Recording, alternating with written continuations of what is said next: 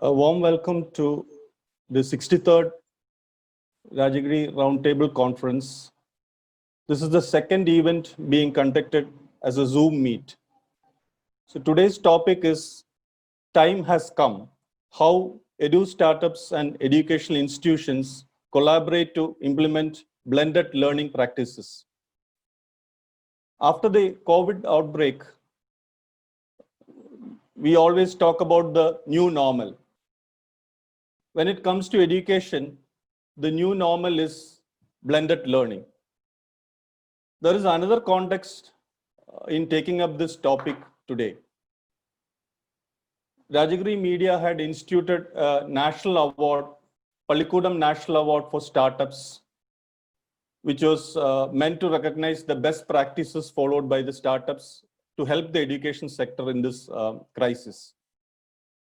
The declaration was done on September 5th, Teachers' Day, and we had overwhelming participation of around 90 startups from across the country. Now, we have a large gathering of principals and teachers and also the startups. So today, what we tried to do is to bring the perspective of the teachers, the major stakeholders in education, about how they have implemented various technologies to tide over the crisis and implement a blended learning. And then how the startups will have understood their problems and the problems facing the education sector, and how they are going to address the challenges faced by the schools and colleges.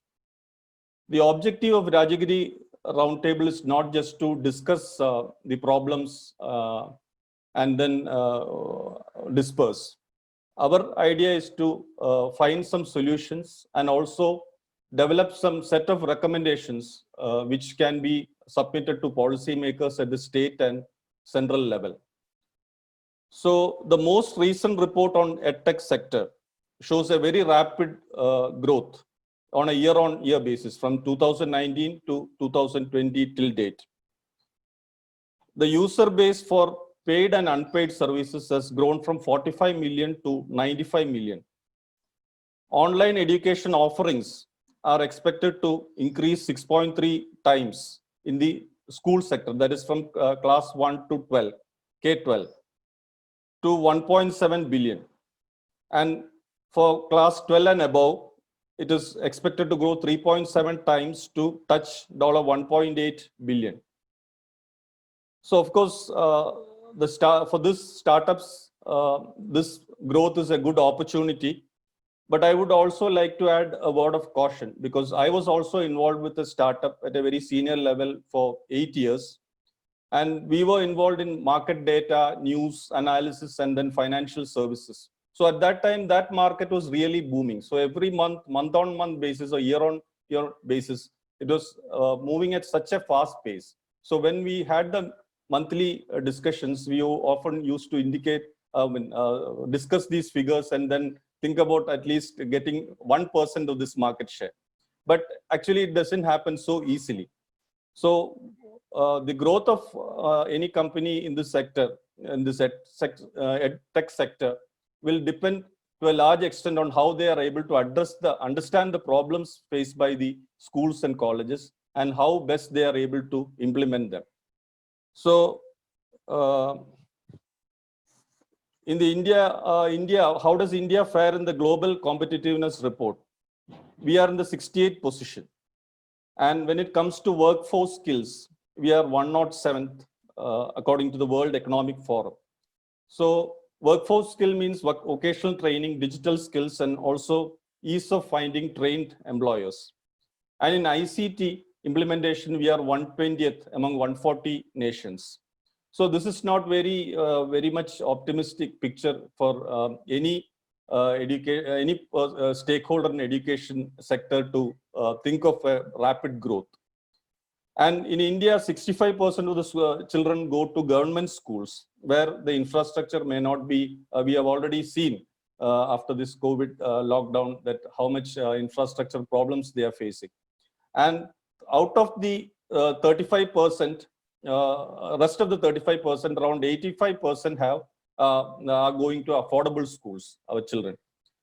So startups have a lot of work to do. Of course, they have done some good work, which we have acknowledged through the Pallikudam National Awards. But there are 3-4 questions to be addressed. One is whether the edtech market boom that we see now will be will be declining once this pandemic is over and things return to normal. So the tech sector itself, whether solutions that we develop are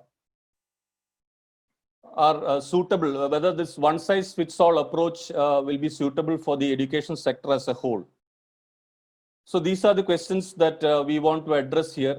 We need to have a set of recommendations, policy recommendations that we can follow up with the state government and other authorities who are in charge of this startups. So to begin with, to give an overview of how schools have implemented the technologies, various technologies, whether it is off the shelf or they have done some tweaking, and whether there are some areas to be addressed by the service providers. I will call upon Suma Paul, who's an award-winning ICT teacher and now presently heading principal. She's the principal of Assisi Vidya Niketan School in Cochin. So I would start off with what to call an overview of how technology has been, ICT has been implemented and what needs to be done. Just a brief overview. Over to Suma. Yeah. Thank you, Srikumar sir. I hope I am audible. Yes, yes. Yeah, okay. The school closure has pushed educators all around the world to extensively use technology to enable continuity in learning for their students. During this adverse time, the dependency of technology has prolonged to periods beyond our expectations. This transition from offline to online mode was unexpected and without much training to the teachers. They were pushed into this unknown platform. The resilience cultivated over years, in fact, helped them to tide over the situation every time they faced a setback. The schools adopted different platforms for online teaching learning process. The assessments were also carried out on these platforms. The various in-house programs were also conducted on the online platform. The IT department played a pivotal role in helping these institutions successfully transform to online teaching in a limited span of time. The blessing in disguise is that all the teachers have become self-sufficient in the use of technology in teaching learning process. When we get back to the classroom teaching, the normal classroom teaching, the schools will be opting blended mode of learning. The content will be available on the online and classrooms will be used for interactive learning. So as mentioned in the National Education Policy 2020, each student is unique and teaching learning should be tailor-made for each student in the class. For this, we have to depend on technology and educational startups are going to help us to customize the software for individual child's requirement. The National Education Policy 2020 has also instructed for a phased implementation of smart classrooms, that is technology-enabled classrooms, which means the government schools, aided schools and unaided schools in a short span of time will move on to smart classrooms. So again, educational startups do have a role to play here. They will have to provide the templates which will help the teachers to create their own teaching aids. The teachers are also capable now to create their own podcasts and presentations. What they need now is a software which helps them to create aesthetically appealing teaching aids. Software or apps or the learning apps which prompts the grammatical errors and pronunciation errors, so all those actually which will help the teacher when they prepare the podcast, it should be augmenting, the learning tool should be augmenting the teacher to make foolproof software for their students or foolproof teaching aids for their students. Tools or apps that help them to get access to resources under one umbrella related to a topic, which helps them to conduct formative and summative assessments. Software or learning tool which helps them while they use their method of teaching. So each teacher has got a different pedagogy So using their pedagogy, they would like to impart knowledge to their students. So they don't want to opt for a ready-made software. They wanted something tailor-made for their use. So again, the startups have a role to play here. They have to help the teachers prepare such tools. Now, if you look at NEP 2020, one implementation of that is introduce code, or the students have to start learning code from class 6 upwards. So for this, again, we will have to depend on startups for this. Then again, another thing is for the gifted children. They have NEP, all through NEP, if you go through NEP, you will come across that it has asked us to cater to the gifted children. So in a normal classroom, it is difficult for the teacher to provide materials for gifted children as well as for the students with learning disabilities. So again, they would depend on educational startups for providing them to create resources for the gifted children as well as for the weak students. Then again, all the content, the entire content provided, the content provided by NCRT, they have asked that it should be available in the regional languages. So there is scope for the startups in this area also.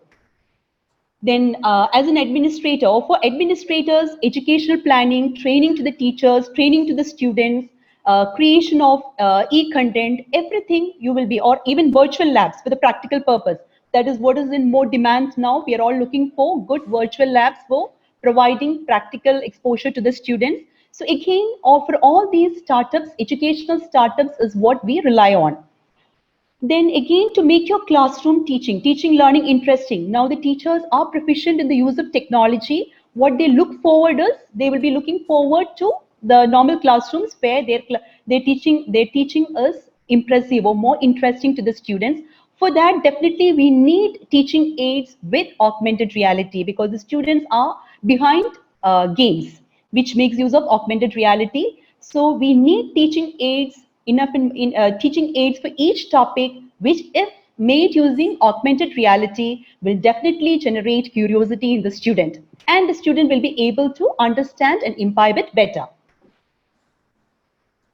So basically, these are the areas which I would like to touch upon for the edu startups to look forward to.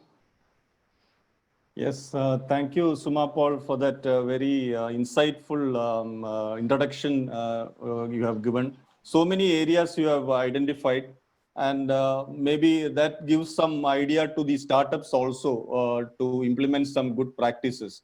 But before going to the startups, I wish to have some more views from the schools which have implemented technology in various levels. What has been their experience, whether the existing solutions have been suitable, or how did they manage the crisis? Good afternoon, sir.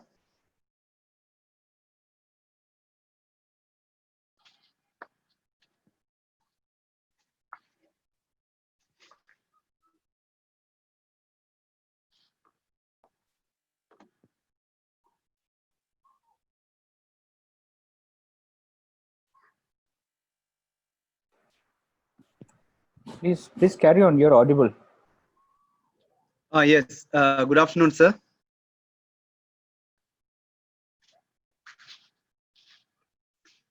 First of all,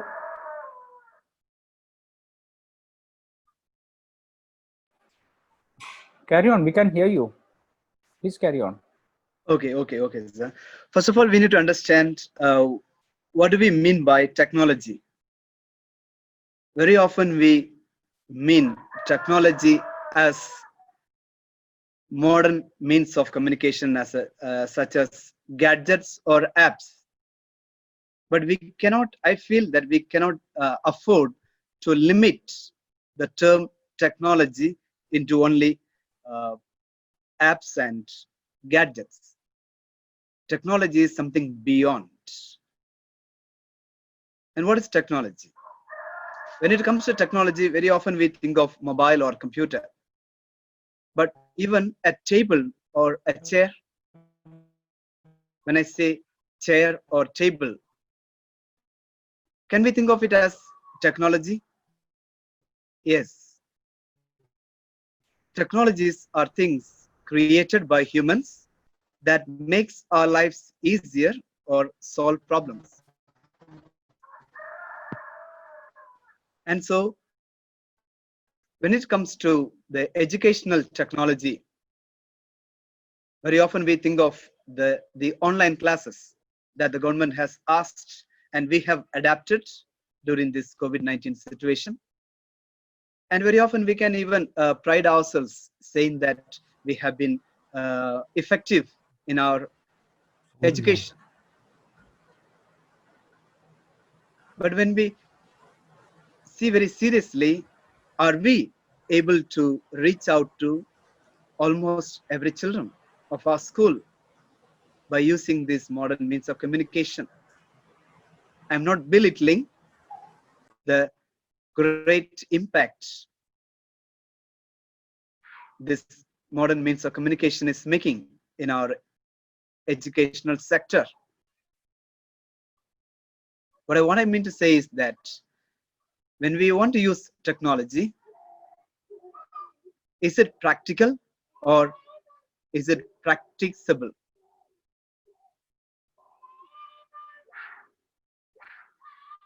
Am I audible? Yes, yes, yes. So first of all, is it practical and practicable? So we need to look at from that aspect, that whether we are able to reach out to every student, because we come to know that there are so many children who can't afford a mobile, and there are places where there are no proper internet facilities. Even now, I had to switch on to another company from Airtel to Jio. Immediately, I had to switch on to, and if it was not available, I won't be able to talk to. So there are a lot of problems. And again, there are unnecessary stress we give to our children. And for their physical problems, again, obesity or eye problems and health related problems. And there will be disparity. As I said, the rich people can afford to access to all our modern means of communication. And the children can become even self-centered. They won't bother about the society. If they can gain something, that's enough. So we can't ensure full participation. So what I'm trying to say is, we can think of a kind of practical and practicable technology, wherein I would like to give a new term, activity technology. When we speak of technology, we think only in terms of gadgets. But I would like to propose a new term, activity technology, for the students, where we will be giving them more of physical and mental activities. It can be both subject-wise and age-wise. So I would like to request the startup companies, the firms, to create more of activity-based modules that would enable our children to utilize their mind and physique, rather than getting tied up with a device. So at the same time, these startup firms can create more apps for the educators, not for the students as such. I'm not for it for students, but for teachers, for educators, yes. Can be of text, graphics, animation, sound, and video. Different apps, please create for the educators and for the educational institutions.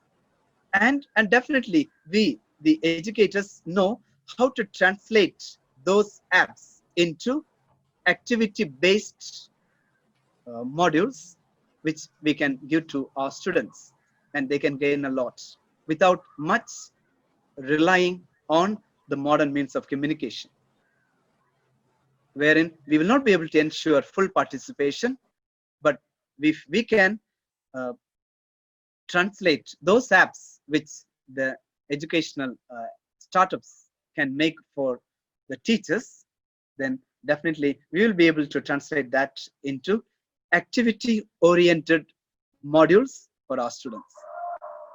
The idea is we would like to make our students depend less on the technology. The term is too widely used, the technology. We are also using technology without depending on any gadgets. Activity technology, practical and practicable technology. Thank you.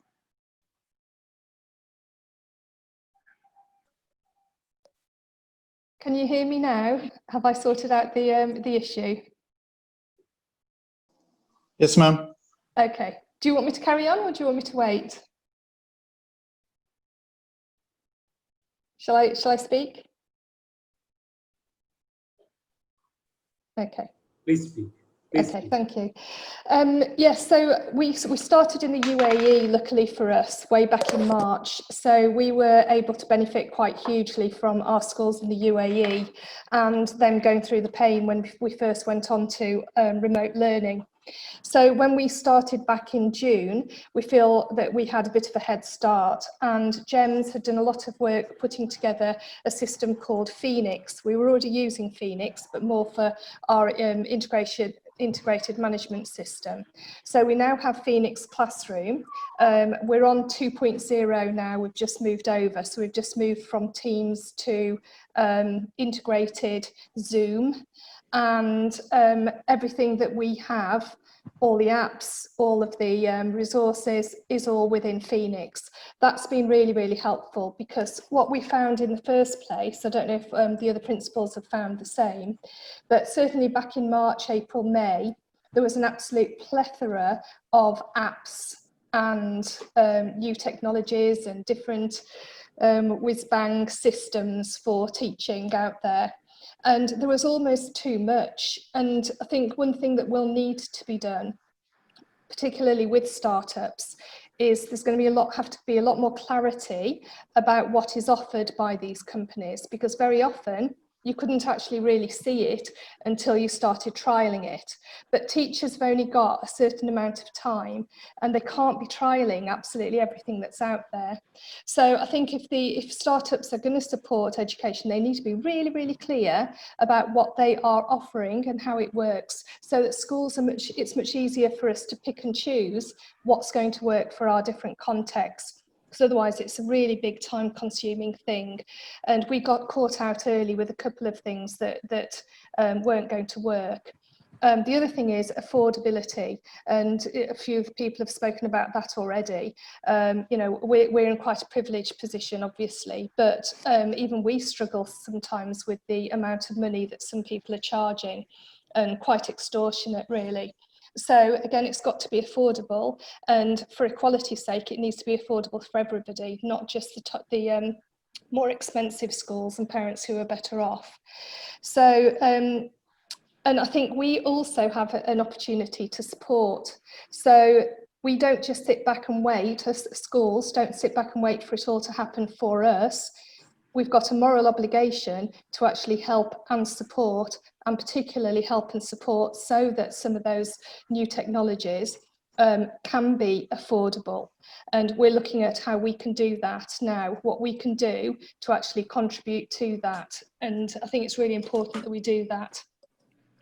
So I think one of the things that we said to the teachers quite early on is that we would decide what we were going to use, and then we would stick to it, because it's almost like being a child in a sweet shop.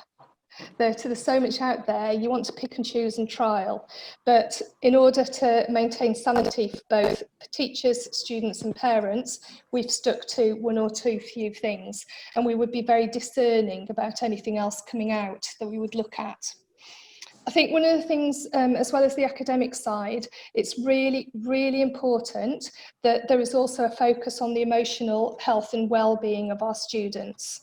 And the startups, as well as looking at the academic side and the teaching side, that's all well and good, but we also have an obligation to ensure the emotional health and well-being of our students, and also the social side of it.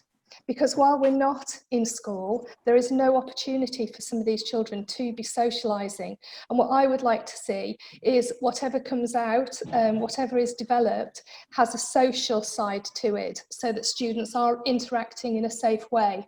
In order to come to this, I've just left, we just had a speaker about cyber security. And that was really interesting, if not terrifying, about the dangers that this new way poses. And certainly coming back from the UK, I was very involved with the local Children's Safeguarding Board in the UK. And the amount of technical companies that were starting off with education being sold, having been sold as education apps or websites that actually were to do with grooming children. And I think we need to, as educationalists, be hyper aware of that, because quite innocuous sites that look like they're really, really safe actually turned out to be anything other than safe. So having a real focus on cybersecurity and making sure that not only we in school are safe, but we're ensuring we're making our children as safe as they possibly can be. And that's educating them, but it's also educating ourselves and educating parents. We had the session today with both students and parents.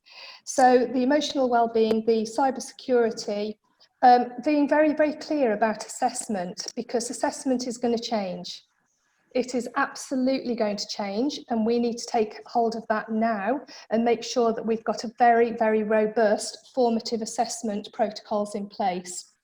So that's another thing that we're looking at the moment, and we've devised tracking systems, again through Phoenix, but it can easily be done by other methods to make sure that we're tracking individual students' progress, the teacher formatively assessing on a day-to-day basis. And I think the last thing is making sure that we support our parents to keep updated, because we've already found the students, even our little ones, are now more adept at using the technology than a lot of parents are. So that's something we're going to be looking at very shortly with our parents, to make sure it's just become blatantly aware, as we've moved from one system to another, how limited our parents' skills are. So putting in some sessions to make sure that the parents are keeping up with their children. And again, they can be part of making the choices about what apps or what different websites or systems are going to be suitable for their children. And I think they need to be part of the picture. So that's my quick view. I really liked what Suma said. I totally agree. I've written quite a few things down. Using outside companies for things that we're not strong on ourselves, such as coding. Virtual labs, we are really struggling with our practicals. So if anybody does know of any virtual labs or virtual experiments, send them our way, put them on the website, because we are struggling and our parents are getting more and more anxious about that, as are we. And the augmented reality, we haven't made a start on that yet. And I'm really interested to see where that goes. And the other thing is that she didn't mention, but I would like to, is the using gaming within the educational world as well, and where gaming can come in a safe way. Okay, that's my lot. Thank you. Yeah, thank you, Hilary, for those very insightful comments, complementing what Loyola Antony and also Suma Paul said. So now we have so many areas already identified. I would like to have any more quick views from the teaching school side. Is there, Mrudula Praveen, would you like to?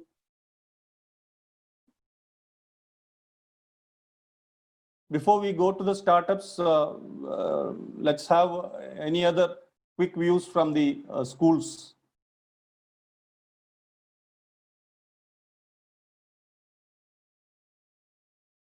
Mrudula Praveen, can you hear?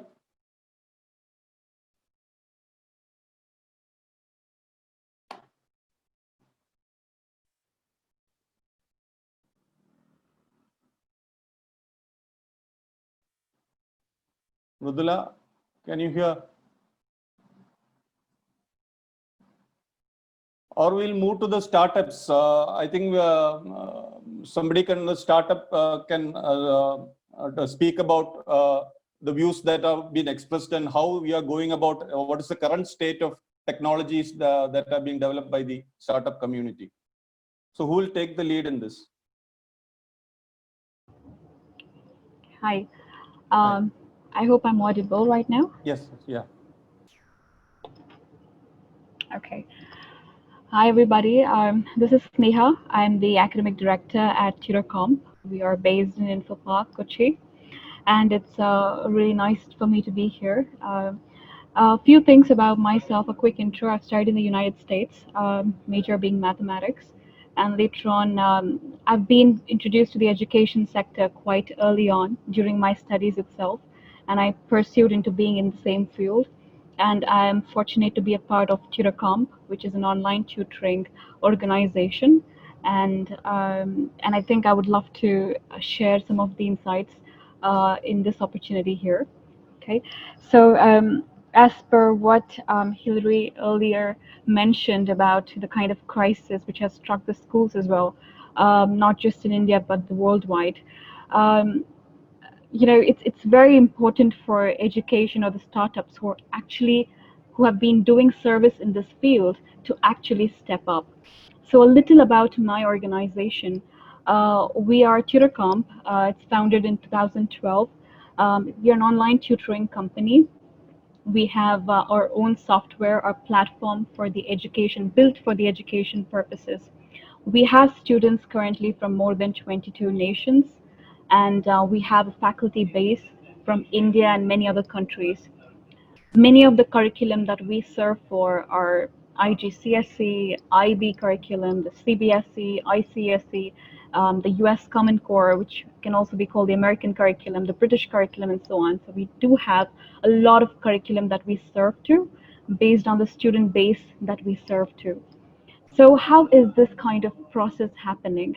We have our own software, we have our own platform, which was built from the scratch. And we have our whiteboard where the calling, video calling, screen sharing, learning tools, everything is present where the sessions, the tutoring sessions happen successfully. So a quick thing before I don't take up much of the time. A quick remark I would definitely like to say is during this COVID crisis, which is also our central topic, many of the platforms like Microsoft Teams or Zoom or Google Meet have stepped in, and oftentimes, it's kind of the thing that many people did not expect. Let's say Zoom or any other Microsoft Teams, they never expected that the schools will be coming back to their solutions, but it happened, very suddenly, and even schools or many institutions were searching on to where to go, what to find, and they just got on to wherever they can find whatever things. So there are lots of lapses, and if we talk about internet and technology, certainly internet plays a very huge role in facilitating this learning. So there are challenges, but what's also important at this point is what are the platforms that can really support education. Coming from Tutor.com's perspective, we have built this setup that we are doing especially for education purposes. So a little difference, what I can really talk compared to the Teams or Zoom, which has stepped in, is we have built our software for learning. The whiteboard is built for learning, and we have our exam modules, homework modules, everything built for the education purposes. So it's not like just another meeting platform which is being used by the schools, but this is a platform for the education purposes which schools can actually make use of. And because we also have a faculty base who are experienced, we have an academic team, our operations team, who monitor the sessions, who provide the support services. Just like Hillary was mentioning about the cybersecurity part, which is certainly very important. I hear about so many sessions happening worldwide on Zoom. There were situations where, Zoom platform was also a little criticized for the cybersecurity parts. This is very essential at this point because how are we monitoring the sessions? Who is there to take care when the teachers are struggling to log in? Who is there to take care when parents are not tech savvy and they are just exposed to a platform and they're supposed to log in. Students are new to this. So there has to be a proper training, proper way which can guide schools or parents or educators to smoothly function this. And I think Tutor has been playing a very active role in this part.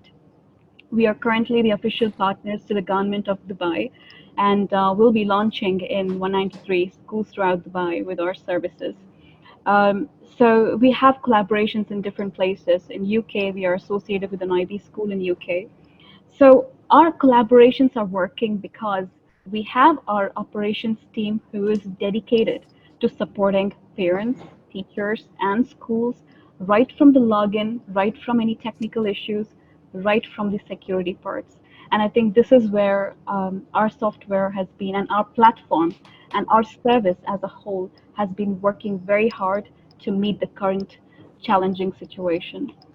So I think this would be a little things that I would like to share about, and I would be happy to answer any questions.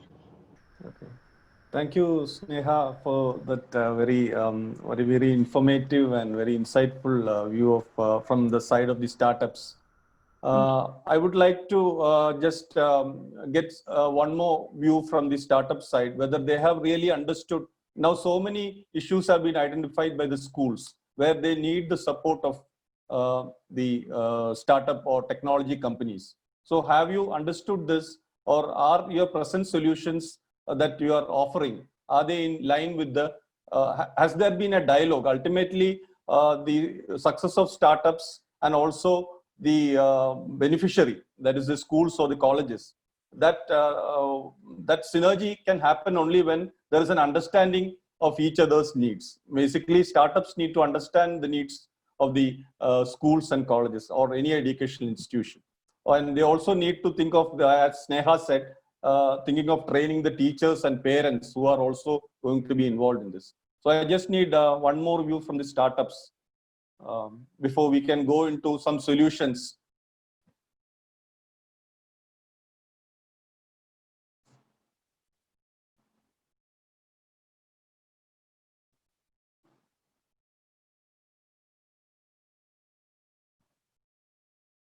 Sreekumar Nair is there?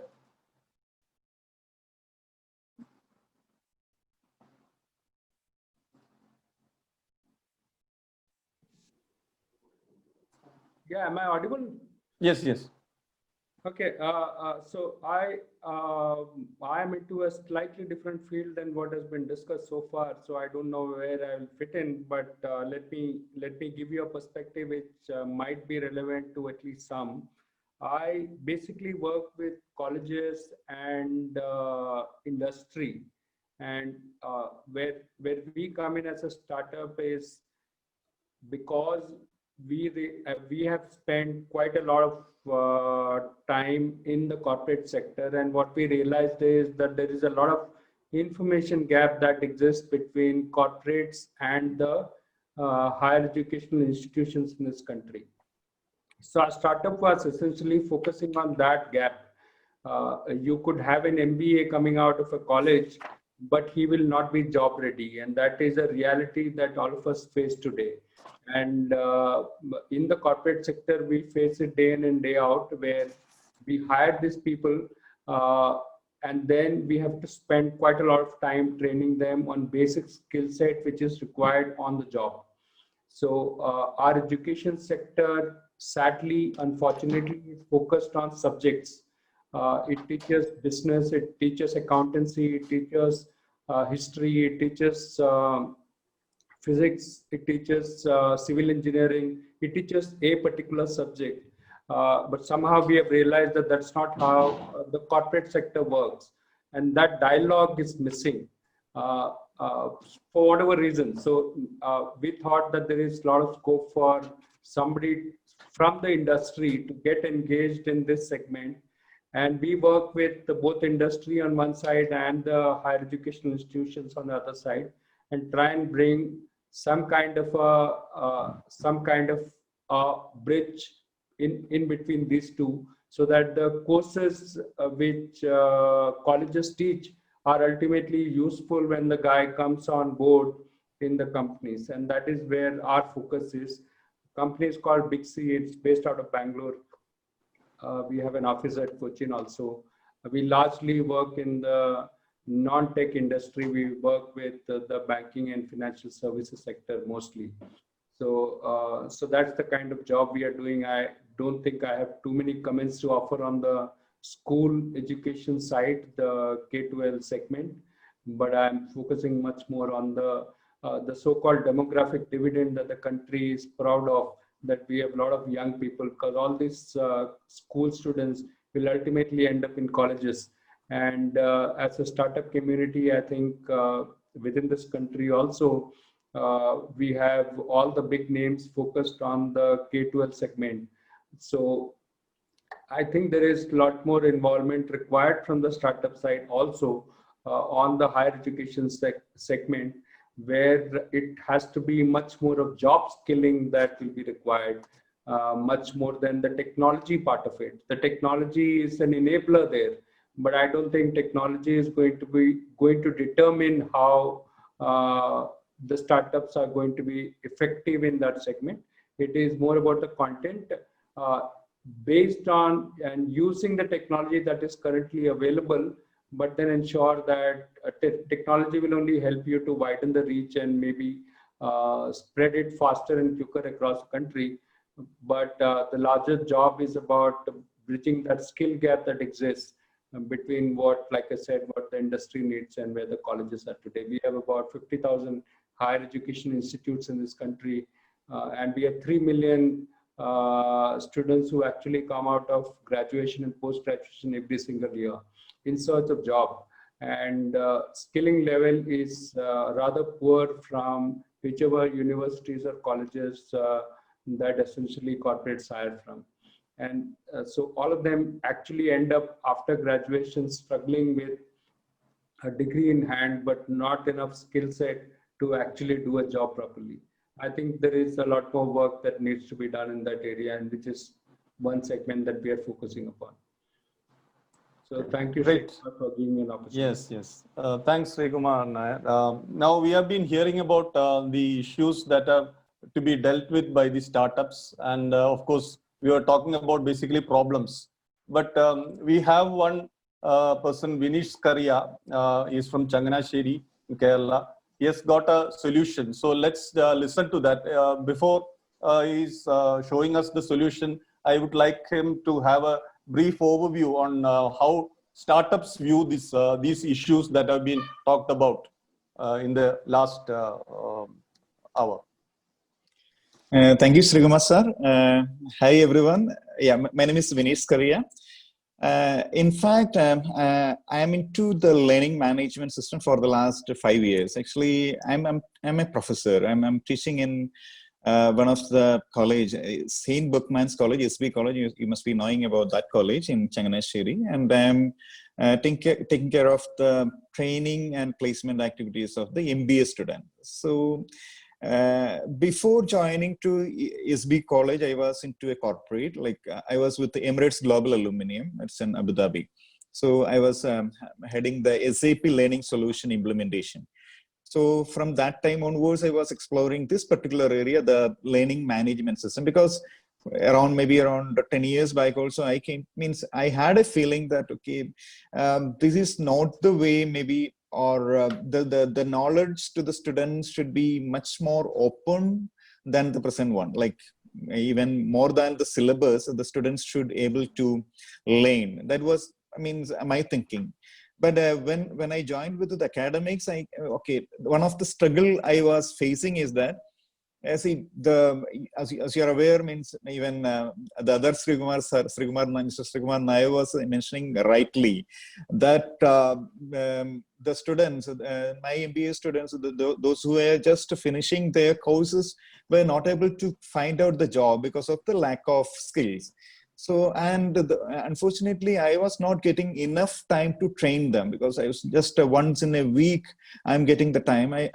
So I thought, okay, if I have some online platform where the students are getting the informations readily and wherever they are, And if they practice the things, then it will be solving my problem. Around 5 years back, I came to know that. And so I started doing it.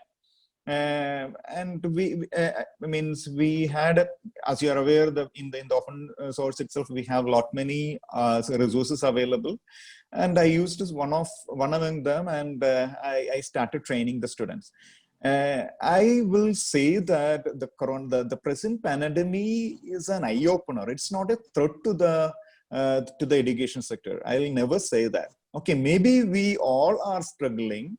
And we are trying to find out the best solution for it, but it is a paradigm shift. I'm very much sure about it, because the educational sector is the one sector which is going to change drastically. Maybe 360 degrees change is going to happen in educational sector compared to any other sector. There is 100% sure once the coronavirus is over. So my findings, last around 5 years findings, I'll just tell you. One thing is that the learning is a circle, like a communication circle.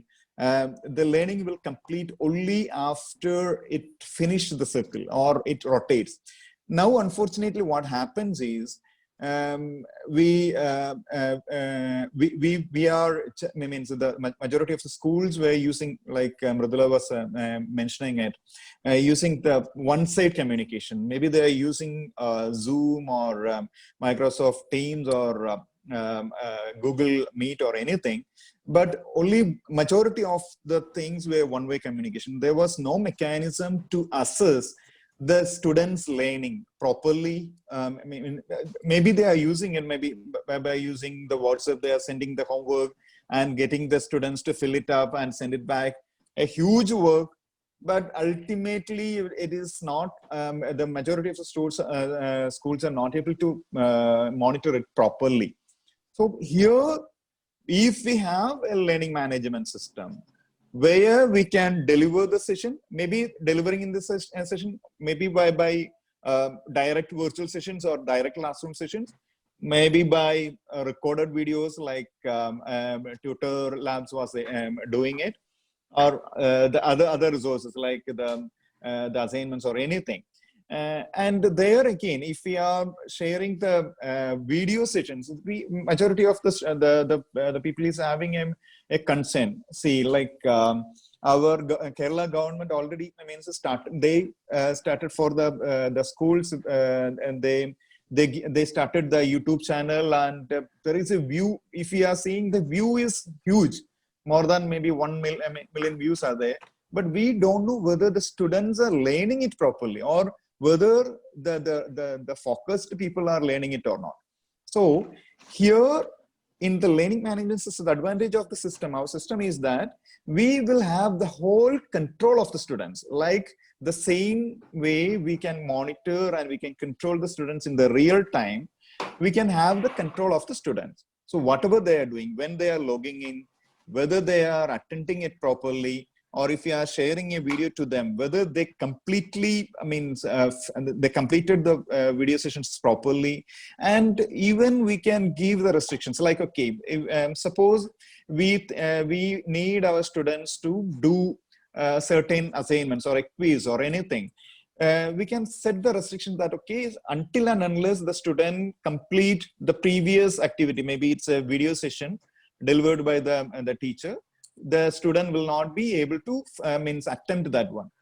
And so many things are there. And another one, like Hilary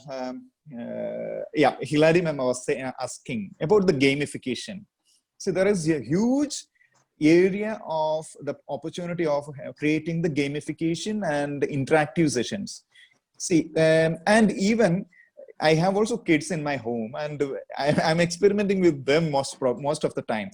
Whenever we are creating some of the interactions, I found that they are enjoying it a lot, because maybe a small session or a multiplication table or anything, any mathematical problem or anything, if they use if they learn by using the gamification thing or interactive sessions, and at the end of the session they are getting some points.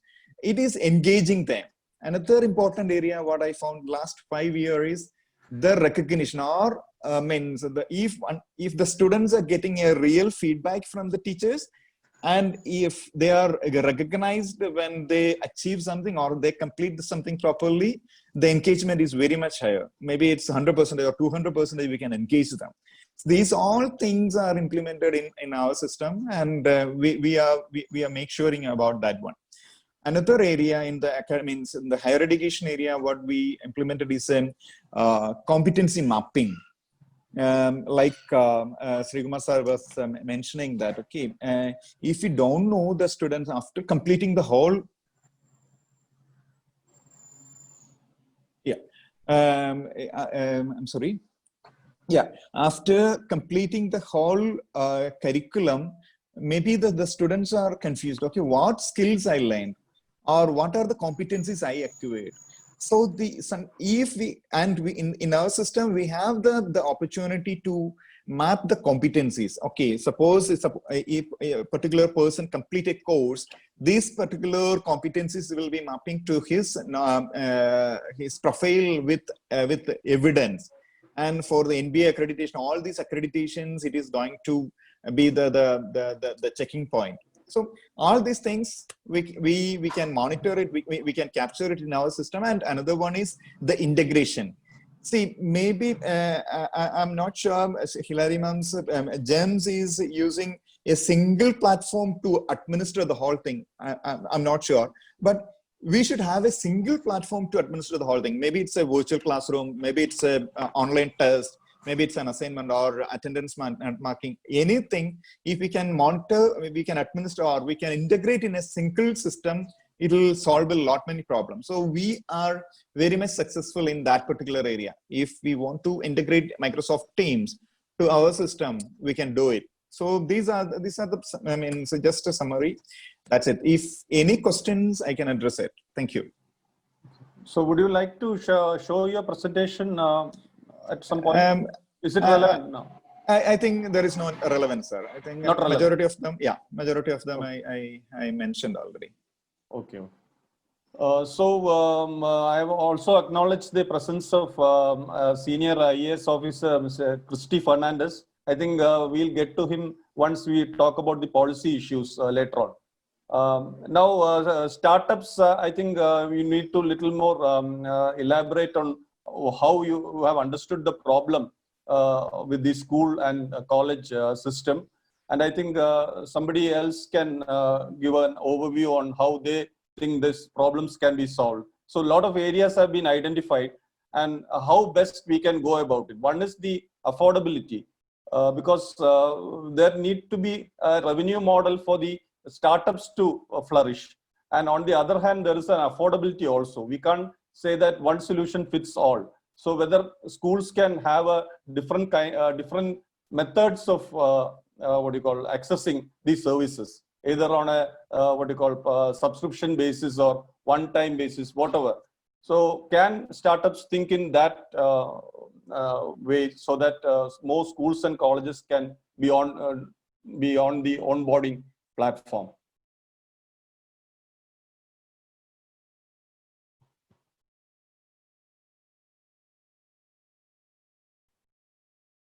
Anyone from the startup?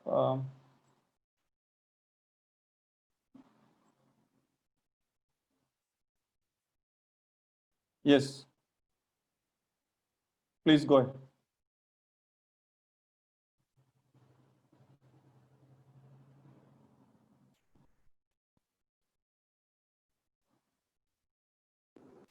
Hi. Okay, so I'll start now. That's okay? Yes, yes. Yeah, hi. So my name is Paul, and I'm from Magazine CRM. So we make softwares for publishing industry. So in this COVID time, this is for the education industry. So I can just tell you what is important right now, what has happened right now. In this COVID time, people have understood the people have all adapted the digital technology. So who have used it, that's better for them. So all have learned how to work from home, and that will help everyone. Now we also have this cloud technology that has also come up right now. So what happens is you had your software running on your PCs or something, some important data would be running on some server, and the server would be running all the time. But now, because of this COVID time, what people are doing right now is they're storing their data on the cloud. So once when it is running on the cloud, all the users can access the data anytime. So this thing is going in the market right now. So the cloud, this is the major cloud providers are like Amazon AWS, there is Google Cloud, there is also Microsoft Cloud called Azure Cloud. So people are using this technology, people are adapting to it and taking the advantage of it. And so what happens is once when this COVID situation gets settled over, we will still be using this benefit. We will all be using this benefit of how to use this cloud technology for our benefit. So that's one thing. And so that's one of the points. That's what I wanted to convey, and that's it. Yeah, I would like to take the discussion a little bit further in the sense that one is of course, a lot of issues have been identified by the schools, but do you face any problems in going forward? What exactly, because this tech gives you a big opportunity, as I've already mentioned in my introductory remarks, that there's a huge opportunity there, but still have you understood their problems? And then secondly, do you face any issues with respect to the regulatory atmosphere right now for the startups? Do you want any particular kind of intervention from the policymakers so that we can address that also in this session? So for startups, like here in our country, the support system is not that great right now. So for example, if you are setting up a company, there's no bank loans easily available and all for a startup. That's the reality which I know across. And the support system is not that great compared to abroad. Like when we are abroad, like there's a better support system there. And now here, like today's meeting when I came across, so there was a very good point set by both of them, like both the members regarding that security thing, Hilary, which he said about that security. And that's a very good point, like people are coming in, what about the cyber security? Cyber security is very important. So that was something very good, she said. And all of you are all adapting now all this virtual technology, augmented reality, that all would be impacting the education market. That's the point. Okay.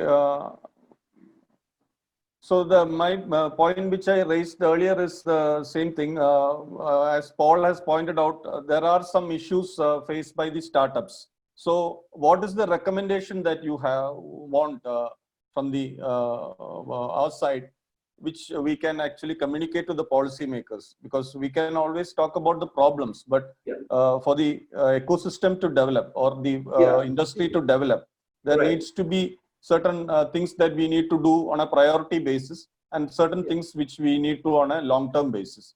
So what exactly is required? So one is a simple one. Let's say a startup is coming in. He starts a company, he starts a bank, he has a bank account, he will have a bank account, he has to have a minimum funds. So at the start, he will be facing a lot of difficulty. The startup guy will be putting all his time making something. The banks are supposed to support the startup guy. Instead, many of the banks here, they are not interested about that. They don't even care about it, and then they will go on charging the startup guy. The person who's having a bank account, they will be just charging them fines just for some small issues, and the startup guy will be in trouble. So this sort of simple things. Normally, these are very simple things, and the government should be supporting that. Not the government, like that's what I think. Like there should be some sort of support system. So otherwise, the person faces a lot of difficulty, and afterwards, when the company is set, he has no problem. But the starting period, when he's supposed to get support, they don't receive any big proper support. That is the banks. There should be, the banks should be supporting these people. That's one thing I'll tell. That's one thing. Yeah, that's my point. Nothing else. So I think I will quickly move on to a policymaker who has been a very senior civil servant and also secretary to the president, Mr. Christy Fernandez. What do you think the government needs to do? Because obviously the startups have problems, but there is a huge opportunity for employment generation. A lot of investments can come in this sector. and also schools require these services because schools have already said that their demands are huge. So how best the government can address this issue? I think Christy Fernandez will be the right person to deliberate on this. Can you hear me? Yes, yes. Am I audible? Yes, yes. Well, friends, Go ahead, thank you for inviting me. In fact, I didn't have any intention to make any speech or anything of that sort, but I was rather keen to listen to your discussion, what's all happening around, and then is there anything that we can do? In the sense, currently I chair the Kerala State Industrial Development Corporation. So where we also have some funds for promoting startups. So I thought, why not we encourage the education startup? I'm just forgetting the gentleman who just spoke to us just before me. Can I? Paul. Yeah, my name is Paul. Paul. My name is Paul. Yeah. Okay. Yeah. So it's like this. Today, as you have rightly said, most of the people connected with it, the startups, they're all focusing on IT-related startups because people know about it. And people who approach them are also mainly from IT services. I used to tell them that startup doesn't mean only the IT-related, much more than that. Even a good a new system of some innovation to run a good kirana store, why not? So, and I had some very interesting experience also in that. You will be rather pleased to know that in one of the meetings where we were considering the applications, two young ladies came up. They came up with this proposal. Sir, we have applied for this and we are here with the presentation. Okay, what they said was that, sir, we all have our fridges at home and you must have opened the fridge as well. And you will find in that, half a brinjal, one lady's finger, and then half of muringa. What will you do with that? You simply throw out. Or you are stuck up, spoiling the space in the. So we thought that the nuclear family. So we're all busy this way, that way. We may not even get time to go for buying vegetables and things like that. So finally we decided, why not we have an app developed and also enrich the recipes for all these the so-called leftovers, not the cooked food, the non-cooked. And the other members in the committee was a little bemused, but I was very enthusiastic. I said, that's good. We should encourage them because we have a seed fund scheme under which we initially give 25 lakhs as seed fund with a very nominal interest rate and which has to be returned after a year, or you can convert that into equity with KSIDC. That is the pattern. And by the time you would have reached a level of ready for commercial launching or things like that. And I have some very good successful case also. Okay, let it be there. So I said nothing doing. I am going to help them. Come what may, after 25 lakhs. And these two young ladies took the initiative to do it. So I approved it. So then I forgot about it. After 10 months around, I was attending another conference. Then there was a little interval. Then these two ladies came. Sir, do you remember? You remember that you supported us when others said it's not easy to have this kind of a thing? Oh, I'm very glad that has something good happened. Yes, sir. Yes, sir.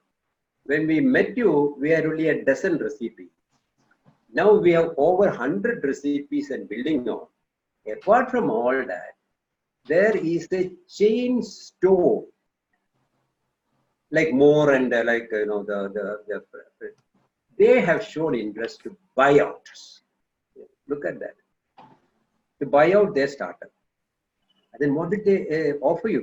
No, sir, it's don't mind, sir. We wouldn't like to discuss that. That's fair enough. But do you think you will? No, sir, we are not going to sell. We are not going to sell. We are further expanding it to not only for Kerala market, not only for Indian market, for global market. So we are experimenting. We are finding others from other countries. And I'm sure everyone was, whoever we have been talking to, they were all asking, yes, we were waiting for this kind of an opportunity. Look at that. The idea was simple. A leftover brinjal, half of a mureka.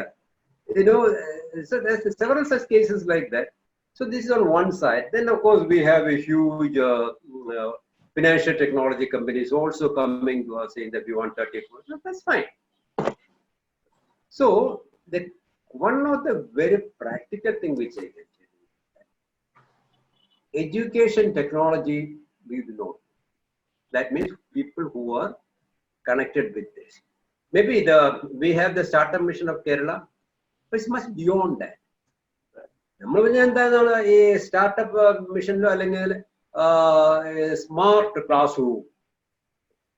Even AI, now we understand something about AI. But what about augmented reality? We heard something about it. And to them, you are going with your project. Oh, let's wait, let us assess. There's no one to assess. So there is a need to generate demand. At best, what we have been getting is some development of some platform for helping parents or the students or the teachers to use this platform to understand what is happening in the class or about their holidays or their diary, etc. But one has to go beyond that. The type of the potential that it can offer and how user-friendly it can be made to. And this digital education, distance education, the education field is humongous. This Bayus and all, the way they are making money, and the market is about annually is about $300 million is going up. That is only the digital in and around in India. Imagine. So we require a large number of them to come up. What you said is right. There are not very many people. The VCs, as you rightly said, they are only looking for something which they feel is ready and that they can get their money back. Angels, not really forthcoming. Accelerators, many people do not know who are the accelerators. And that space is almost empty. Accelerator for startups in India, in Kerala, is almost empty. And the other problem in Kerala, the general problem, we are generally risk averse. I'm speaking about Kerala, not about India. So in Kerala, there are smart boys, excellent smart boys. Now things have changed. I have been seeing the last 3 years. Things have changed, gradually changed. But more than that, some parents saying that no. They will say, "Mone nee IAS ne padikka, adu parayum. Mone nee oru factory idu parayilla." IAS ne kittunnekal koodal certainty aanu oru factory itta. That our social, the milieu is such. So first and foremost, you try to generate demand for it. So that people will think. If you ask me, we don't have in-house capability to assess your project, or we have to essentially go to some other expert. It's good. We need to go to do that. But still, even to put the whole thing into a format and present it. Sir, നമ്മളിൽ ഇപ്പൊ കാശൊന്നുമില്ല sir, ഒരുപാട് application വേറെ തന്നെ ഉണ്ട്, അതിന് കൊടുക്കാൻ തന്നെ കാശില്ല. പിന്നെ എങ്ങനെയാ പുതിയ വന്നു കഴിഞ്ഞാൽ what do we do? Well, I am stuck. Nobody has got money. We have been going to banks asking, why don't you give us money? Because we have a scheme to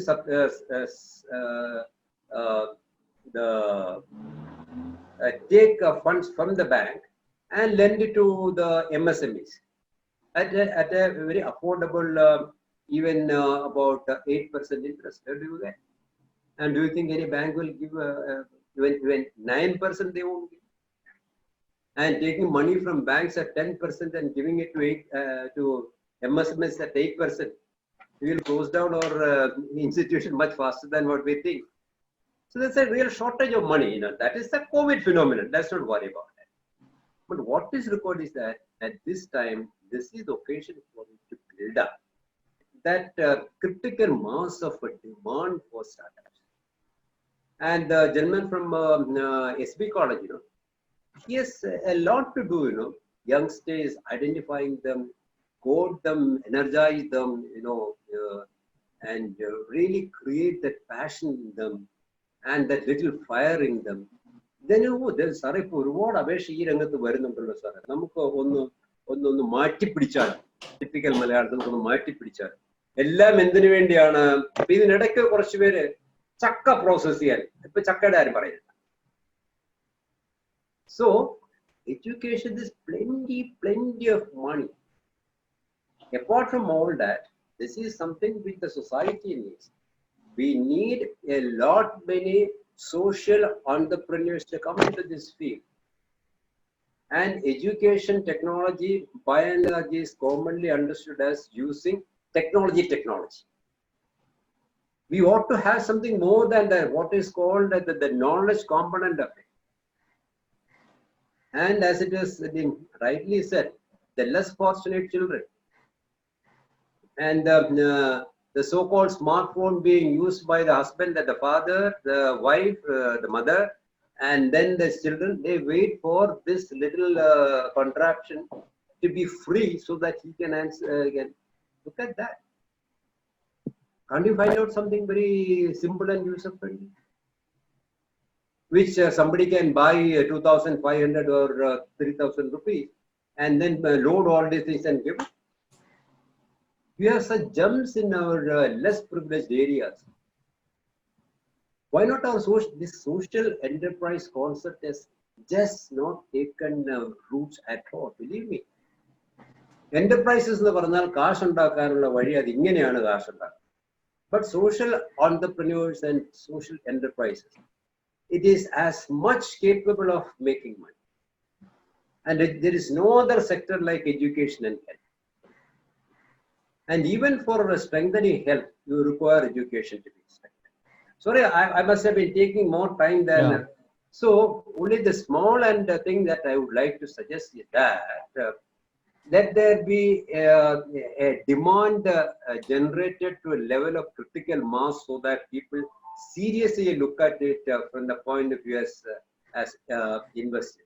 So for the seed money, we still have some money for financing startups and KSIDC. You can explore that. Let you be the pioneer, right? Thank you very much for giving me this opportunity. Yeah. Thanks, Christy Fernandez, for those. You talked about so many areas. Actually, it is very heartening to know that KSIDC is willing to fund the edu startups, although you don't have expertise in this area. So that is a very positive comment from your side.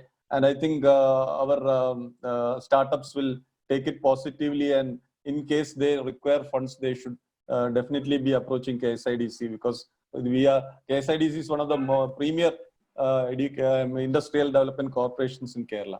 So I would like to get ahead with the startups itself. One is that there are two areas that you can address. One is you directly address the consumer, like Byju's apps, where you develop an app and then try to, but it's a huge market.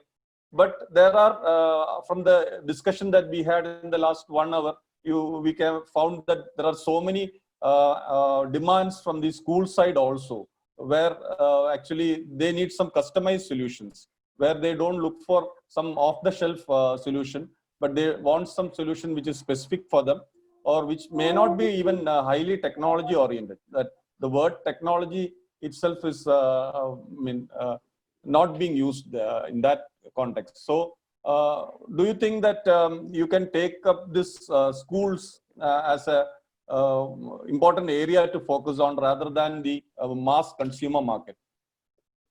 Will that be the right way to go?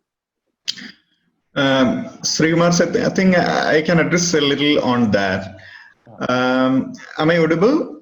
Yes, yes. Yeah, fine. It's actually my main concern is schools earlier. Right now, we supported implementing the learning management system for around 6 schools and 4 colleges. Because see, why we are focusing on the schools is that, especially since I am from the academic institution background, I knew that majority of the academicians are very least explored in the technology area.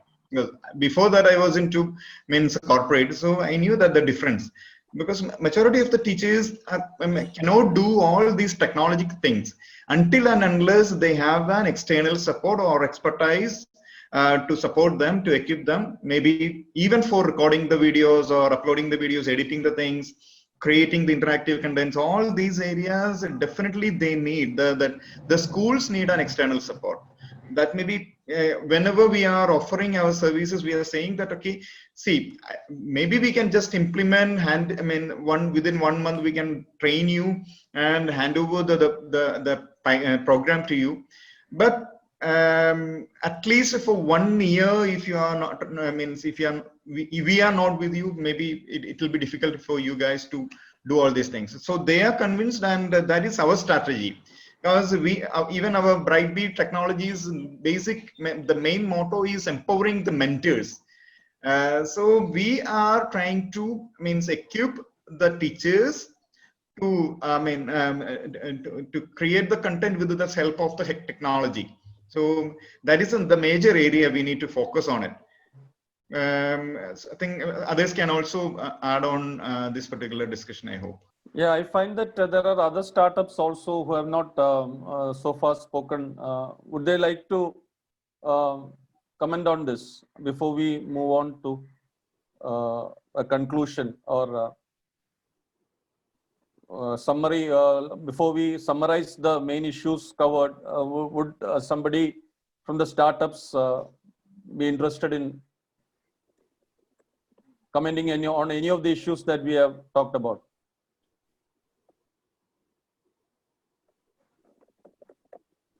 Access Digital is there. Anybody else?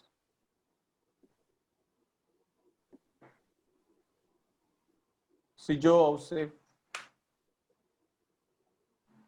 Anybody from the startup community?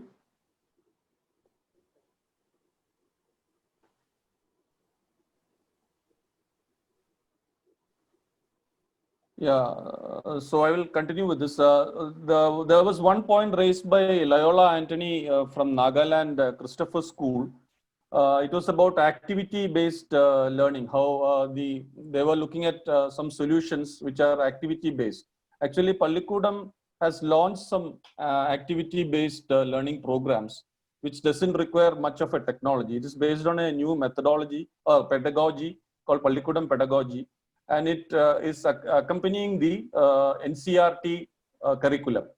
So the new education policy also talks about developing skill sets, various kind of skill sets, and also activity oriented, making the child learn on their own, or applying the knowledge that they learn in the classroom or the information they get from various sources. So the skilling is very important. So we have different modules, one from the kindergarten, which is called Playmate, and then for the primary school, we have the companion, and then for the high school, we have the friend, and the senior level, we have the mentor. So these things were started by us so that children learn, even during this COVID process when they are at home, they do a lot of activities and then they submit.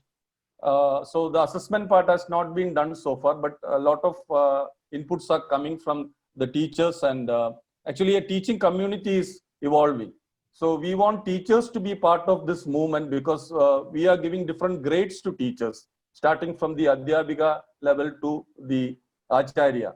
So this is a very innovative practice we have started. I think the schools will be able to take it up further. So before moving on, Philip Daniel has something very innovative idea to speak about, and I invite Philip Daniel, who is a very renowned corporate trainer, and he has been very active in RRT discussions. Philip. Okay, can you hear me? Yes, yes. Okay, thank you for having me. And just to give a little background, I have been associated with Rajagiri Roundtable from the very first. I mean, we were one of the first founding members way back.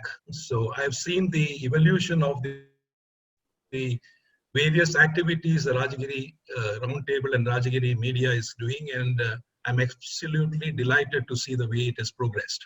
In fact, I was not planning to talk at all today because it was a slightly different subject. But after hearing Mr. Christy Fernandez talking, I thought that I would also share some of the things which I have been doing, which may be slightly different from the so-called digital activities you are doing.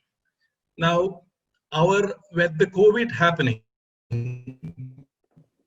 we all were looking at ways of doing everything which we wanted at a social distancing level, trying to see that we do not infect each other. And then various things were happening. And in the education sector, as we see it, remote learning has progressed, and many of the startups and various other companies have started using this. However, from our side, we have been doing something very different. We have been trying to develop something which can get us back without social distancing. That is to develop what we call a very effective mask.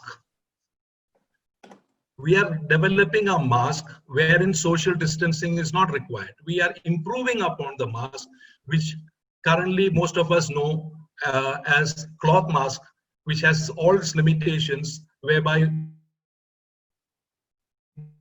people are not able to comfortably wear.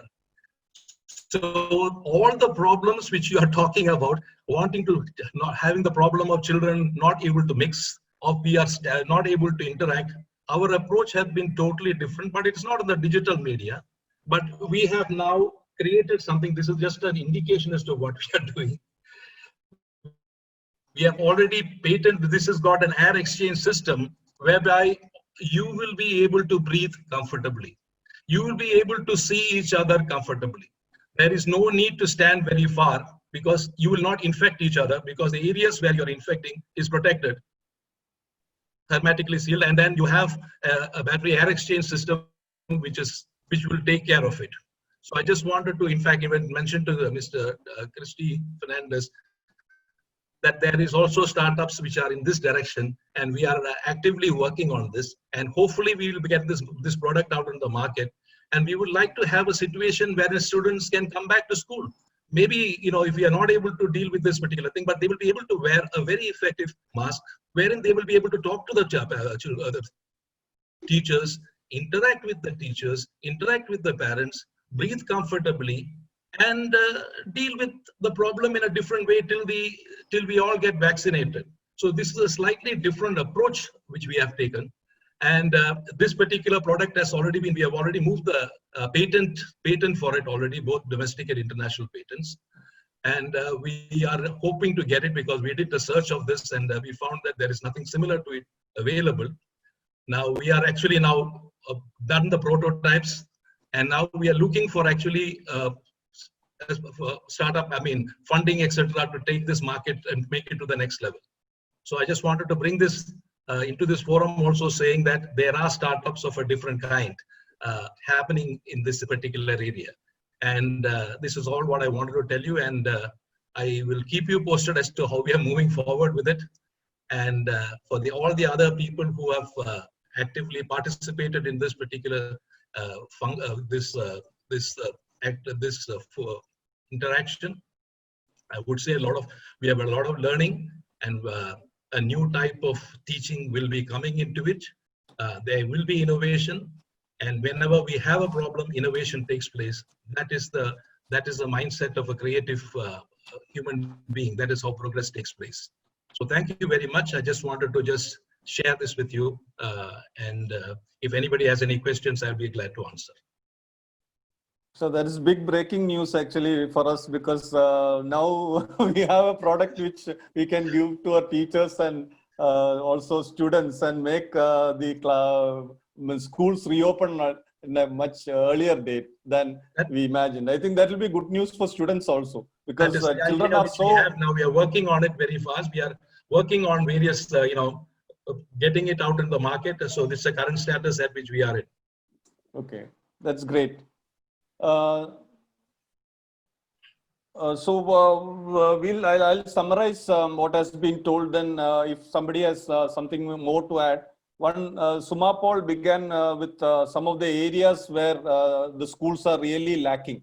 So she had identified virtual labs and so many AR, so many areas.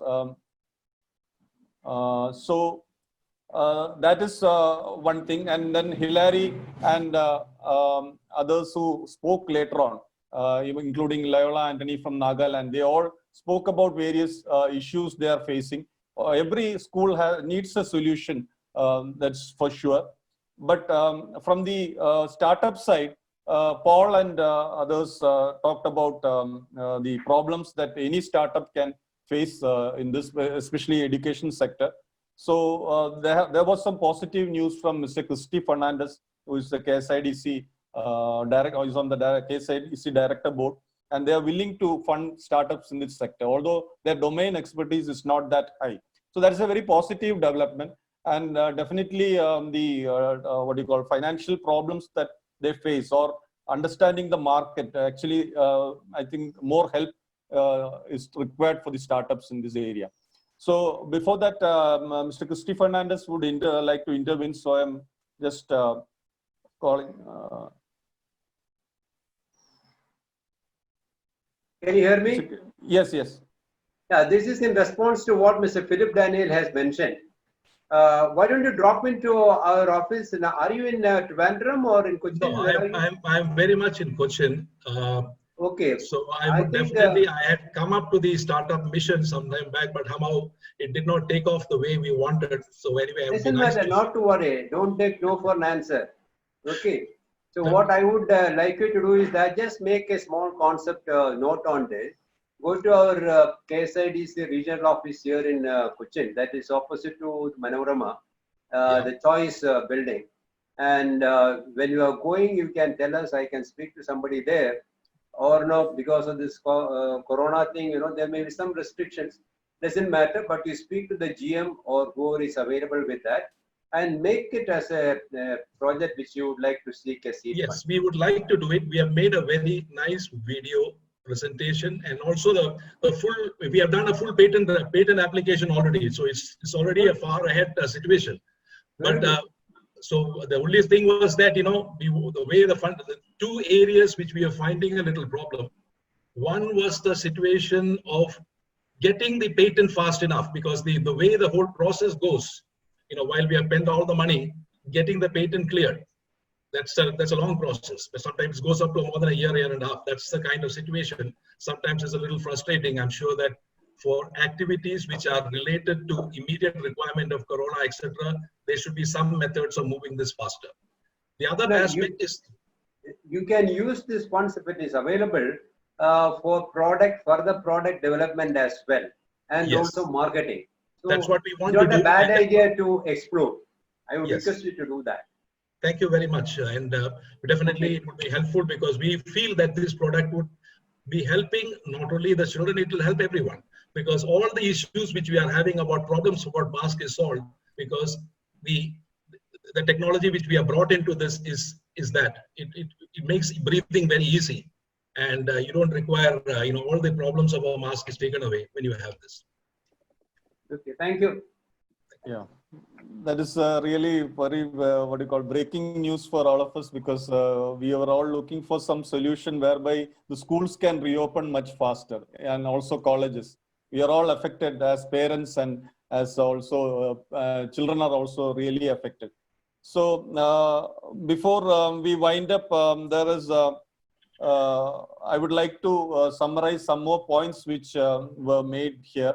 One is that the startups require a lot of support, and which is quite lacking now. Actually, that has to be taken up at the state and the central level. There is always talk of support and what you call a booming startup industry, but a lot of problems, as Mr. Christy Fernandez had already said. This techno accelerators and angel funding, VC funding is not very easy to get. The other one is identifying the right problems to address. So once for a startup company, it's not easy to simply put all their funds in something and find that it's not working, or there's no market for it. So how do you address that issue? So that is where I think this connect with the academia is very important. You have to understand what is required by them and then try to solve those problems. So as in management mantra is that you find a need and fill it.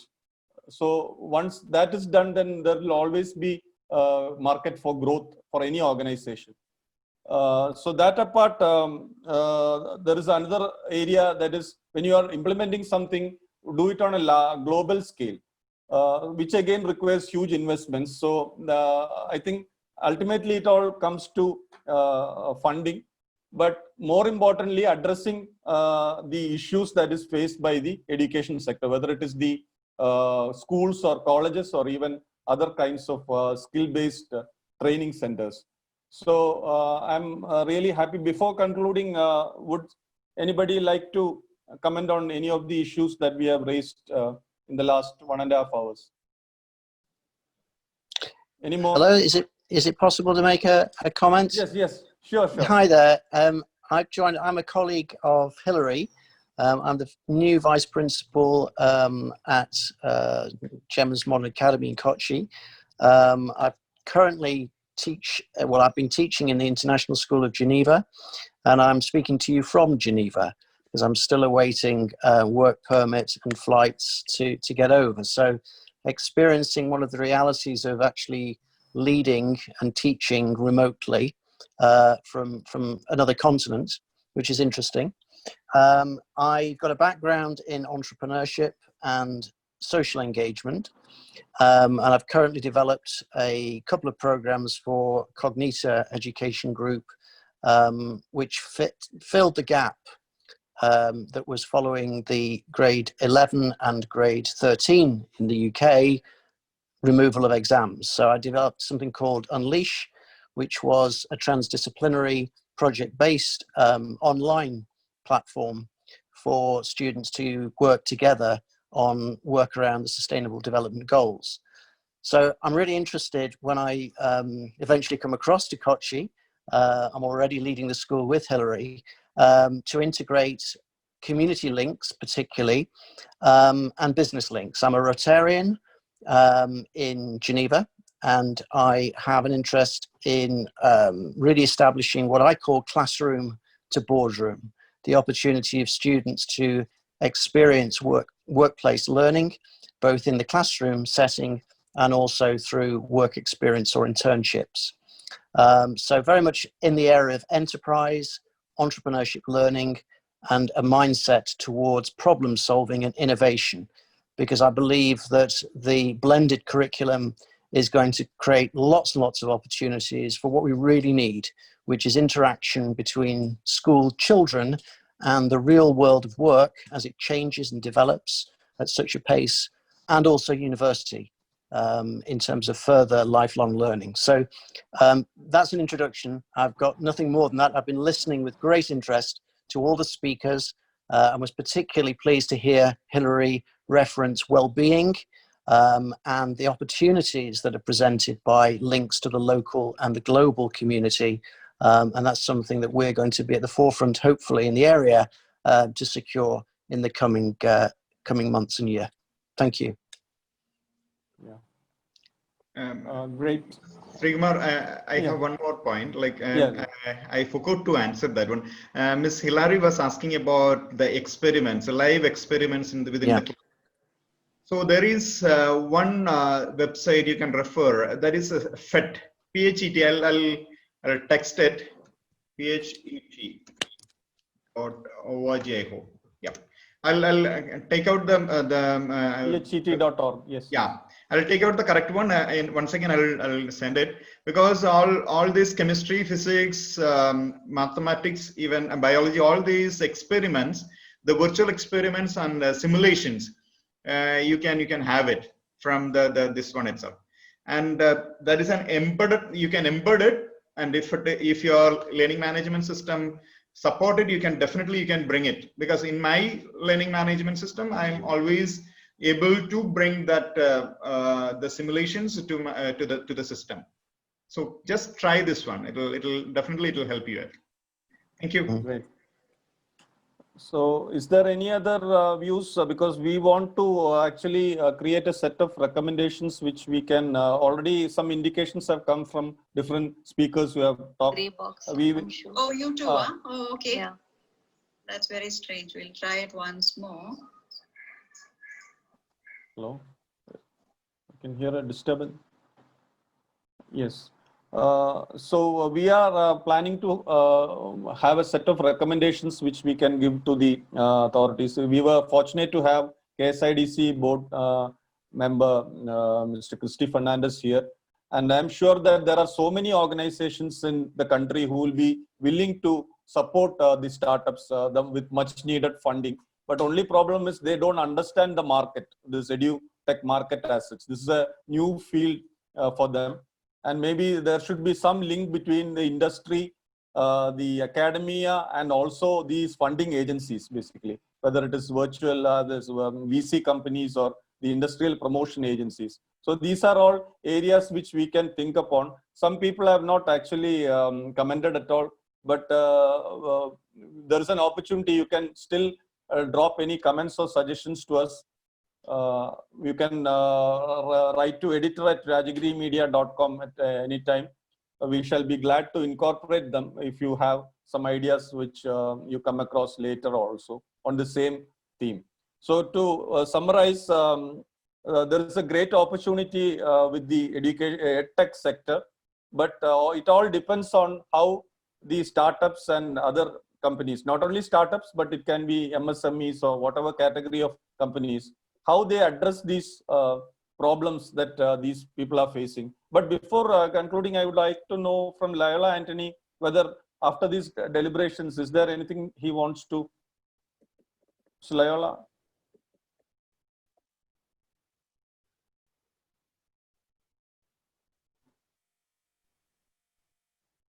So Loyola Antony is there? Oh, yes, sir. After hearing all this, is there something more you want to add? Any requirement or any suggestion? Yeah, I would like to stress more upon the practical technology. That's what I would like to recommend, the practical technology aspect of it. That actually I was not able to tell my point at the beginning, because there was a lot of technical snag. So even that itself is should be an eye-opener for us. So I was prepared to speak, but I was not able to take my point forward because of that technical snag. So likewise, the startup companies, the firms will be ready with so many activity, so many apps, but it will not be able to give what the educational institutions want. So we are more and more worried about what we can give to the students. But I would like to recommend the startup firms to concentrate more on the teachers, the educational leaders, rather than the students, because we know what to do with the students. At the same time, we need more technical help from these startup firms. Like, for example, a kind of English. If you want to teach English to the children, so we want to teach them about spelling activities, or rhyme time, or learning letters, or practicing syllables. So in these areas, I'm just giving an example. The startup firms can make various modules, activity-based modules, not apps. We don't need apps. but we need more of activity-based modules. For an example, teaching a language to children, where these modules which can help us to reach out to our children. Like for example, spelling activities. For an example, how to make words, how to unscramble the words, how to do rhyming pictures, and how to spell the correct words. Like, no? So for all these kind of examples, if the startup firms can give us some kind of activity-oriented modules, we'll be glad. We'll be more than glad. This is where we are in need of certain help from the startup firms, not more of apps. And so, you know, another thing is the startup firms should also have a kind of, they also have a kind of moral and a social responsibility. Tomorrow, the history should be kind to us. The history should be kind to us. What did we give to the children? Did we give them more of stress? Did we give them trouble? Trouble, giving them, bombarding them with a lot of device-based activities? No, we don't need device-based activities. We need more of practical activities, which children can do it through their, with the help of their mind and physique, rather than through the help of a device. We need activities of mind and physique, and not more of a device. Thank you. Thank you, Loyola Antony, for those remarks. Sorry that due to technical issues, we couldn't from the beginning, but still we could continue this process because we were all positive in this discussion. So that's why, despite all the technical snags, this went off well. So before concluding, is there any more comments or suggestions? Otherwise, I'll just conclude with a summary. Maybe for Loyola's comment, see, that is the development from the teacher side. Okay, if you really want to develop something for the students, which student can access through the platform. See, especially without the platform, maybe you'll not be able to do that. Like, okay, the language skill development. If you have something in your mind, creative things in your mind, definitely there are technology behind you. Because see, in my experience, we have around 34 different types of interactions we can create it. 34 different types of. That means maybe it's a spelling correction. I mean, it's the practice, like, okay, the students need to rectify the grammar, or by seeing a picture, they need to pronounce it. They need to check the pronunciation. All these things, the different activities, we can definitely create it. But there again, instead of we creating it, the teacher should take the initiative. We can definitely support the teacher. The basic idea, the content, the ownership, everything will be vested with the teachers, and definitely we can come up with the solutions. Okay. That's great. And I would also like to make an observation, because in our startup awards function, I think there was one mention about a company which said that we are basically in the technology side. We are not in the content. So from the discussion that we had, I think the startups also need to look at the content aspect also, not just delivering a technology, because they are ultimately, some schools may require content side support also. Maybe better off schools don't need that, but some smaller schools like Loyola Antony was also talking about basically that. They need content support also, because if you deliver technology, what is the point? They are not going to benefit. That content is the most important part of it. Content is the king. Sure. Correct, and correct. What platform or what you call that pipe that you use, that nobody is bothered ultimately. That is the infrastructure that runs the show. We are not, I mean, no, at the end of the day, the infrastructure will not win us in the race. What is going to win us is the solution that you are providing. And content is one of the most important things there. I think startups need to look at that dimension also. So what I understand is that so many areas are there to be addressed. So many gray areas are there to be addressed in this segment. I think there is, if there is we talked about social entrepreneurship. So our social entrepreneurship is different from the regular kind of business that we always talk about. So maybe there should be a consortium of startups, then schools and colleges, then even the industrial organizations like ASIDC, so that there is a what you call seamless flow of thoughts and information about what exactly this sector wants. I won't call this an industry, but because this is not for profit basically. In India or in any other country, I assume that education is not a industry as such. It's a not for profit thing. But of course, revenue has to come from somewhere. Some support has to be there. Nothing comes free anywhere. So there has to be some support. Either it is a government support or it is a philanthropic support. So I'm happy that so many views were expressed. Of course, some people didn't express their views, but I hope they have understood the deliberations and they will take this forward in their own groups. So thank you all. Sreekumar sir, I think Hilary ma'am need to tell something. Yes, yes. Yeah, I just want to add one thing following on from Loyola. I also agree. I think that it's the teachers that need to be doing the content.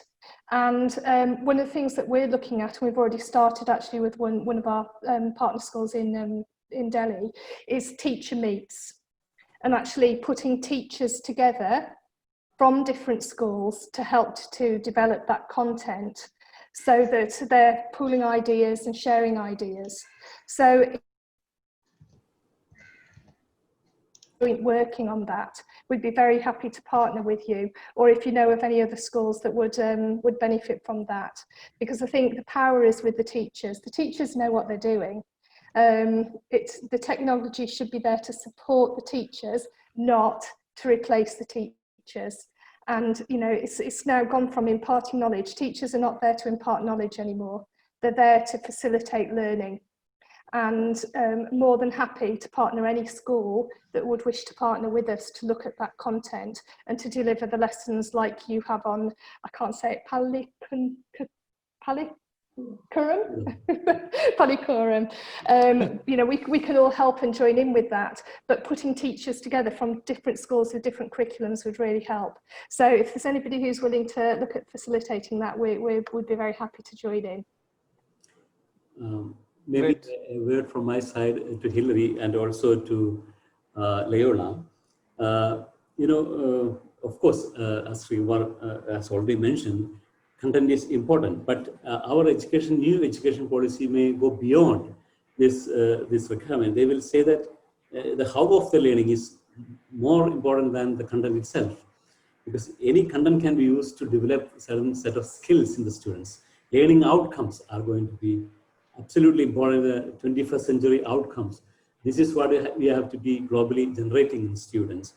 Contents are getting sidelined in this process if you read carefully. Therefore, I imagine then the concern of Loyola is absolutely okay. It's not just that we give some kind of input to the students, rather the skills of the students has to be developed. That is why their activity is very important. You know, if their mind is not involved, if their whole person is not involved in the learning process, learning is not going to happen, and therefore the skills are not going to develop. And therefore, the new generation learning, the activity which develop the skills, which bring home to the child how it can learn, the meaning of learning, the how of learning, not what of learning, not just the content of learning, rather not just learning to do some arithmetic, but rather doing it for some purpose, social purpose. That's what I imagine Loyola was also stressing again and again. Our program, our teaching program should be useful for the society. So it's not just for the child; it's for the society. We are building a society when we are educating a community, and therefore, I imagine this kind of holistic approach, integrated approach, activity-based approach, whole person approach, are to be there. And therefore, you cannot, a company which is showering a lot of content. I'm a bit critical at what Byju's are doing. You know, of course, they are a big company. I appreciate that. They're making a lot of money also. But at the same time, their time is over. I mean, the content time is over. This is a time of skills. And in the development of skills, teachers are absolutely important. And therefore, the product should be developed for the teachers, and product should be not directly sold to the students. That's, I think Loyola was underlying it over and over again from the very beginning. I'm very happy to hear it, because that is the right approach, which even the latest education policy of national education policy of India. And I imagine this is the same for world over. Every education policies are stressing this particular aspect, not just content, not what of learning, how of learning, because what of learning is always there. In the internet, it is available, information is available, knowledge is available, Byju's apps is available, a lot of content is generated. But now the children has to be involved as a full person, complete person, as a holistic person, with the society, with the family, with everybody, with teachers, develop their skills for some purpose, entrepreneurial skills they develop, all other skills they develop, 21st century skills they develop. That's very, very important, and such devices will not be sufficient to solve this particular education crisis, I imagine. Okay. Thanks, Dr. Verghese Nelukaran, for those concluding remarks. So we will take this discussion forward. I'm sure that so many issues are still to be covered. In a small discussion, this cannot happen.